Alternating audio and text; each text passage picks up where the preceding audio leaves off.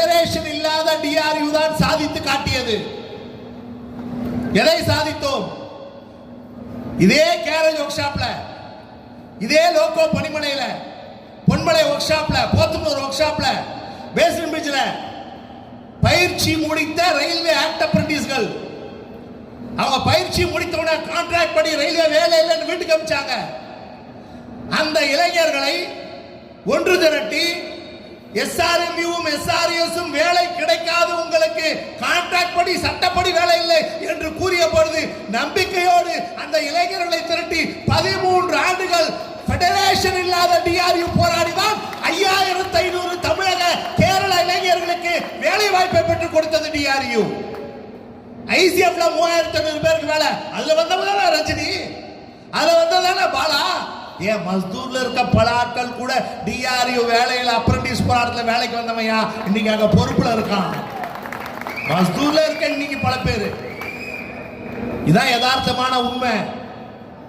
அன்னைக்கு சங்கோ மஸ்தூரோ அப்ரண்டிஸ்க்கு வேலை கிடைக்காதுன்னு சொன்னாங்க. ஆக்ட் அப்ரண்டிஸ்களுக்கு வேலை கொடுக்கும் பொழுது எப்படி லஞ்சம் இல்ல சார். இப்ப வாங்குறான் பாருங்க, ஒரு சார்ஜ் ஷீட் கேன்சல் பண்ணனும்னா 5000 கொடு, 10000 கொடு. ஒரு ப்ரமோஷன் ஆர்டர் வந்துச்சுன்னு சொன்னாங்க, அதுக்கு ரேட்டு நார்மலா சீனியாரிட்டி படி வர ப்ரமோஷன் ஆர்டரே போய் பேசி வா யூனியன் ஆபீஸ்க்கு வா, என் சிஓஆருக்கு துண்டு போடு, யூனியன் ஆபீஸ்க்கு வா என் ஆளுக்கு 5000 ரூபாய் கொடு கேட்கல. ஆனா தமிழகம் முழுவதும் 8000 பேருக்கு மேல் வேலை வாங்கி கொடுத்த அந்த டிஆர்யூ ஆக்ட் அப்ரண்டிஸ் கிட்ட கை நீட்டி யாரும் எங்க மேல குறை சொல்ல முடியாதுடா, நாங்க 5 லட்சம் வாங்கணும் 10 லட்சம் வாங்கணும்னு. அதான்டா டிஆர்யூ. அதனாலதான் அந்த இளைஞர்கள் எங்கள் பின்னால் இருக்கிறார்கள். காசு இல்லாம சீனியாரிட்டி படி ஆக்ட் அப்ரண்டிஸ் உடைய மெரிட் ஆர்டர் படி பேட்ச் வாரியாக வேலைக்கு வராங்கிற வைத்தறிச்சல் தான். அந்த வைத்தறிச்சல் ஆக்ட் அப்ரண்டிஸ்கள் டிஆர்யூ வந்து சேர்றாங்க. அந்த வெறி கோர்ட்ல போய் கேஸ் போட்டு ஸ்டே வாங்கினாங்க. கடைசி பேட்ச் 2009 கடைசி பேட்ச் 530 பேர். அந்த 2009 கடைசி பேட்ச் ஆக்ட் அப்ரண்டிஸ்கான ஸ்கிரீனிங் நடக்குது திருச்சியில. நாங்கள் எந்த கட்சியும் சாராதவர்கள் பேசி போனார் பார் கண்ணையா. எப்படி பேசினாரு கண்ணையா? விஜய் மாநாடு பாத்தீங்கல்ல, விஜய் அப்படி நடந்துகிட்டே பேசினார் பாரு. ஃபேஷன் ஷோ பேசின மாதிரி தான் இங்க சீன் காமிச்சாரு. சீன் காமிச்சாரு. ஈஷா யோகி அவர் பேர் என்ன, ஜக்கி. ஜக்கி மாதிரி டான்ஸ் தான் இல்ல கண்ணையா. ஆனா நடந்தாரு இப்படி சீன் காமிக்கிறது இல்லைங்க. தொழிலாளிக்கு என்ன வேலை செஞ்சோன்னு சொல்லணும். டிஆர்யூ அதுதானே கேட்கிறோம், என்ன வேலை செஞ்சீங்கன்னு தானே கேட்கிறோம். 2009 எந்த அரசியல் கட்சியும் சாராத இயக்கம் எஸ்ஆர்எம் சொன்னவங்க அன்னைக்கு இருந்த அமைச்சர், மிக பெரும் அமைச்சர் தமிழகத்துல ஸ்ரீபெரும்புத்தூர் எம்பியா இருந்து போனவர், அவர்கிட்ட போய் பேசுறாங்க. அவர்கிட்ட பேசி ரயில்வே அமைச்சராக அன்றைய தினம் இருந்தால் மமதா பானர்ஜி. மமதா பானர்ஜி நேரடியாக அன்றைய ஜிஎம் ஆனந்த் அவர்கள், சாரி ஜெயந்த் அவர்கள், ஜிஎம் ஜெயந்துக்கு போன் பண்றாங்க. கடைசி 509 பேட்ச் ஸ்கிரீனிங் நடக்குது திருச்சியில ரயில்வே இன்ஸ்டிடியூட்ல. அந்த ஸ்கிரீனிங்கை வித்ஹோல்ட் பண்ணு. எங்க இருந்து? எம்ஆர் செல்ல இருந்து. ஸ்கிரீனிங் பார்த்துக்கிட்டு இருக்க 530 பசங்க நிறுத்தி ஷட் பண்ணி எல்லாரையும் அனுப்பிச்சிட்டாங்க வீட்டுக்கு. ஜிஎம் ஜெயந்த் என்ன கூப்பிட்டாரு. அன்னைக்கு டூயல் ரோல் அவர், ஐசிஎஃப்க்கு அவர் ஜிஎம், நமக்கு ஜிஎம். கூப்பிட்டாரு. ஜானகிராமன் எம்ஆர் செல்ல இருந்து போனு. என்னால ஒன்றும் பண்ண முடியல. அன்னைக்கு பிசிபிஓ அன்றைய தினம் பொன்னுசாமி அவர்கள். என்னால ஒன்றும் பண்ண முடியல. எம்ஆர் செல்ல இருந்து போன் வந்தோடனே எஸ்ஆர்எம்யூ பிரஷர் நேரடியாக ஸ்கிரீனிங்கை நிப்பாட்ட சொல்லிட்டாங்க. நான் நிப்பாட்டிட்டேன். டிஆர்யூக்கு ஃபெடரேஷன் இல்லையேப்பா, நீ எப்படிப்பா டெல்லியில பேசி மோதி ஜெயிக்க போற எம்ஆர் செல்ல? இதுதாங்க அன்னைக்கு ஜிஎம் ஜெயந்த் கேட்ட கேள்வி. ஜெயந்த் கிட்ட சொன்னோம், சொல்லிட்டு தான் வந்தேன்.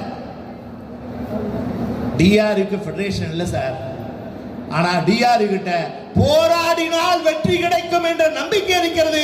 நாங்கள் வெல்வோம் சார் சொல்லிட்டு வந்தோம். அதே மாதிரி ஆக்ட் அப்ரண்டிஸ் தொழிலை திரட்டணும்.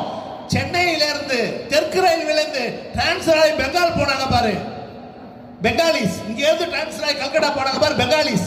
அவங்க கிட்ட பேசணும்.